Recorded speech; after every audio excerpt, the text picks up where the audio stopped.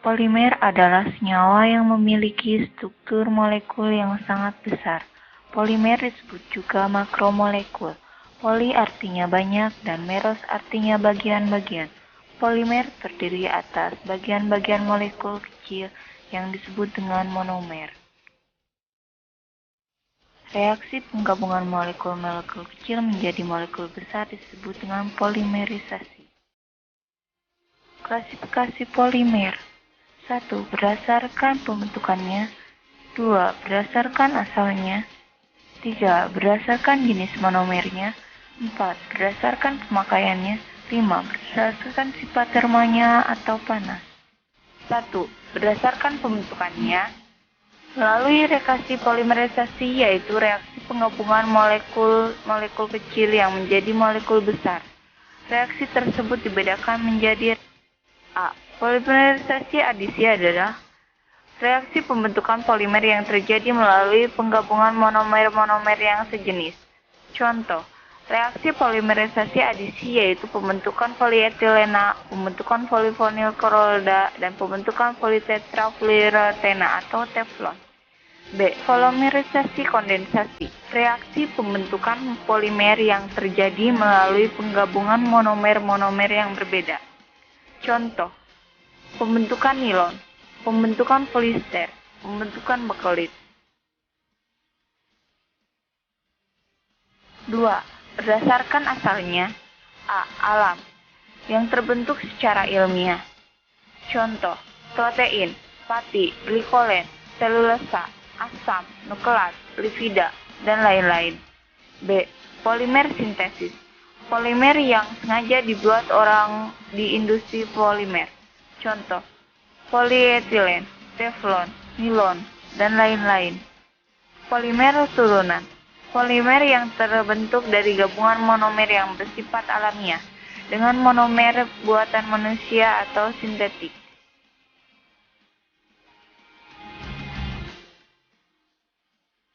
3. Berdasarkan jenis monomernya. A. Homopolimer, polimer yang terbentuk dari monomer-monomer yang sejenis.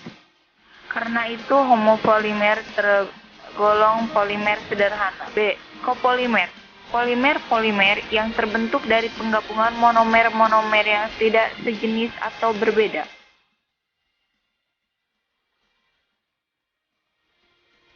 4. Berdasarkan pemakaiannya. A. Plastik, jenis polimer yang bersifat plastis, yaitu suatu sifat bahan atau zat yang akan mengalami perubahan bentuk dan ukuran apabila bahan atau zat tersebut ditekan atau dipanaskan. Contoh, plastik polietile, polipropylen, dan lain-lain.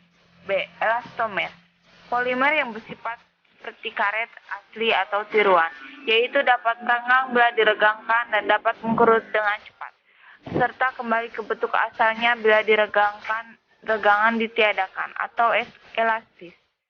Contoh, bahan baku ban. C. Serat atau fiber, polimer yang terbentuk seperti serabut atau sabut yang sangat panjang. Contoh, kantun, wol, goni, rami, dakron, nilon, dan selulosa asetat.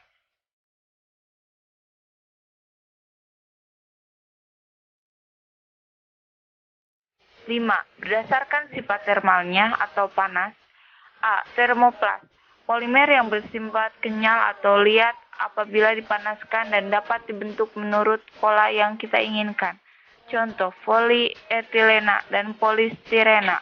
B. Termoset, polimer yang pada mulanya kenyal ketika dipanaskan, tapi bila didinginkan ia tidak dapat digunakan lagi menjadi bentuk yang lain. Contoh, bakelit dan melamin.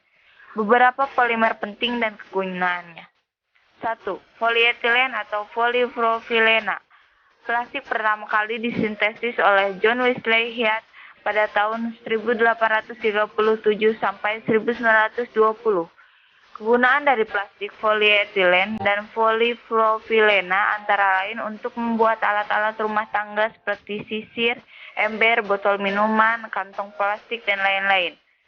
2. Teflon, politetrafluorotena polietilena pertama kali disintesis oleh R.J. Plinkett pada tahun 1941.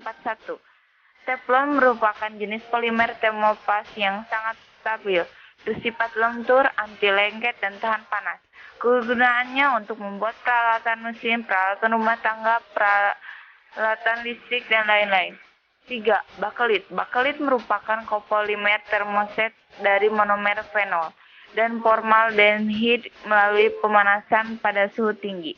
Bakelit pertama kali dibuat oleh Leo Hendrik Bakelin pada tahun 1863 sampai 1944, di Amerika pada tahun 1909.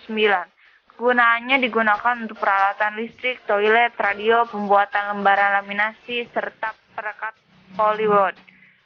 4. Karet. Karet alam merupakan polimer yang bersifat elastik.